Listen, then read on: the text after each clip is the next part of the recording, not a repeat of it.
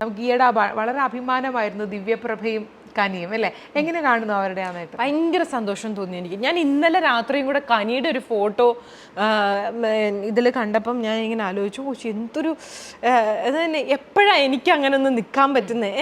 നമ്മൾ എത്രയോ നാളായി. അപ്പോൾ ഞാൻ കഴിഞ്ഞ ദിവസം ബാബുചേട്ടൻ പറഞ്ഞൊരു കാര്യം ആലോചിച്ചു. ചില ആൾക്കാർ പാമ്പും കോണിയും കളിക്കുമ്പം ചിലർ ഉണ്ടല്ലോ പെട്ടെന്നൊരു ഏണി കിട്ടി അവർ നേരെ മുകളിലോട്ട് കയറും, ഏറ്റവും ടോപ്പിലെത്തും. പക്ഷെ ചിലരുണ്ട് ഇങ്ങനെ വന്ന് കയറി വന്ന് ഇവിടം വരെ എത്തുമ്പോഴായിരിക്കും പാമ്പിന്റെ ഭയപ്പെടുന്നത്. വീണ്ടും താഴെ വന്ന് വീണ്ടും അവിടുന്ന് കയറി വന്ന്. അപ്പൊ ഞാനൊക്കെ അങ്ങനെയാ. ഇപ്പൊ ബാബുചേട്ടനും പറഞ്ഞു ഞാൻ അങ്ങനെയാ, കയറി വരും, അവസാനം ഏതെങ്കിലും ഒരു പാമ്പിന്റെ വയലോട്ട് വിടും, പിന്നെ താഴെ വരും, വീണ്ടും കയറും.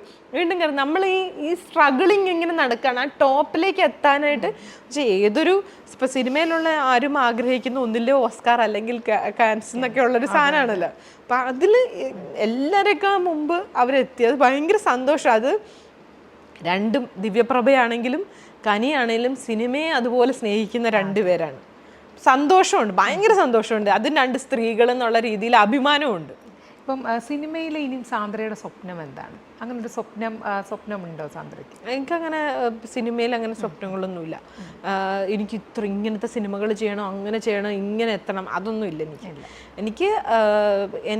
എനിക്ക് എക്സൈറ്റിംഗ് ആയിട്ടുള്ള സിനിമകൾ ചെയ്യുക. പിന്നെ എൻ്റെ പേഴ്സണൽ ലൈഫിനെയും ഫാമിലി ലൈഫിനെയും എഫക്റ്റ് ചെയ്യാത്ത രീതിയിൽ ഉള്ള സിനിമകൾ ചെയ്ത് പോവുക.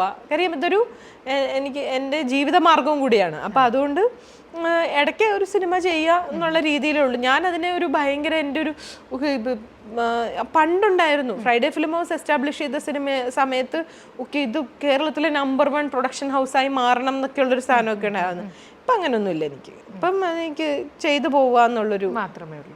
ഈ സിനിമ അല്ലായിരുന്നെങ്കിൽ എന്തായിരിക്കും എന്ന് ചിന്തിച്ചിട്ടുണ്ടോ? ഞാൻ ഏതെങ്കിലും ഒരു വീട്ടമ്മയായിട്ടിരിക്കുമായിരിക്കും. ഇപ്പോൾ ഇഷ്ടമാണോ അങ്ങനെ ഇരിക്കാൻ? അന്ന് ഇഷ്ടമായിരുന്നു, അന്ന് അതായിരുന്നു. അന്ന് ഞാൻ പലപ്പോഴും ആലോചിച്ചിട്ടുണ്ട്, കാവ്യയുടെ ചില സാധനങ്ങൾ എനിക്ക് ഭയങ്കരമായിട്ടുണ്ട് സിനിമയിലെ. അല്ലല്ല, കാവ്യ റിയൽ ലൈഫിലും അങ്ങനെയാണല്ലോ. കാവ്യക്കും ഏറ്റവും ഇഷ്ടം വീട്ടിലെ കാര്യങ്ങളൊക്കെ നോക്കി കുഞ്ഞുങ്ങളെ നോക്കി അങ്ങനെയൊക്കെ ഇരിക്കുക. ഏറ്റവും വലിയ സ്വപ്നം എന്താ? എനിക്ക് ആ സമയം പല കുട്ടികളും നമ്മളിപ്പം എന്താവണമെന്നൊക്കെ ചോദിക്കുന്ന സമയത്ത് പലരും എഞ്ചിനീയർ ആവണം, ഡോക്ടർ ആവണം, പൈലറ്റ് ആവണം എന്നൊക്കെ പറയുമല്ലോ. എനിക്ക് ആ സമയത്ത് ഈ കാവ്യയുടെ കൂട്ട് തന്നെയായിരുന്നു. എനിക്ക് എവിടെയെങ്കിലും കല്യാണം കഴിച്ച് പോയി സുഖമായിട്ട് ജീവിക്കണം എന്നുള്ളൊരു സാധനമായിരുന്നു. ഇപ്പോഴും ആ മനസ്സ് എവിടെയെങ്കിലും ഉണ്ടോ? അതായിരിക്കും ഞാൻ ഇത്ര ഇതായിട്ട് ഫാമിലി ലൈഫ് മെയിൻറ്റെയിൻ ചെയ്ത് പോകുന്നതിന്റെ ഒരു കാരണം അതായിരിക്കും. ബിക്കോസ് എന്റെ അൾട്ടിമേറ്റ് ലക്ഷ്യം അതേ ഉള്ളൂ. ബാക്കിയൊക്കെ സെക്കൻഡറി. ബാക്കിയെല്ലാം എനിക്ക് സെക്കൻഡറിയാ.